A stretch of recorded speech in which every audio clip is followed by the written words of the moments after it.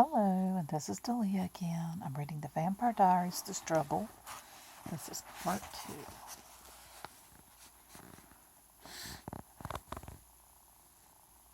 2. Nausea swept over Elaine and she turned away. She couldn't breathe.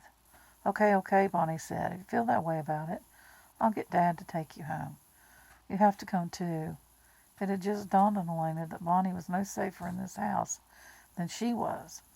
You and your loved ones. She remembered and turned to grasp Bonnie's arm. You have to, Bonnie. I need you with me.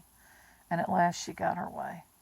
The McCulloughs thought she was hysterical, that she was overacting. Possibly she was having a nervous breakdown. But finally they gave in.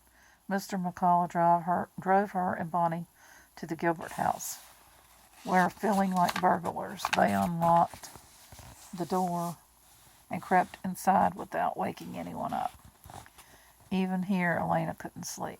She lay beside Bonnie's softly breathing form, staring toward her bedroom window, watching. Outside, the quince branches squeaked against the glass, but nothing else moved until dawn. That was when she heard the car. She knew the wheezing sound of Matt's engine anywhere. Alarmed, she tiptoed to the window and looked out into the early morning stillness of another gray day. Then she hurried downstairs and opened the front door. Stephen! She had never been so glad to see anyone in her life. She flung herself upon him before he could even shut the car door.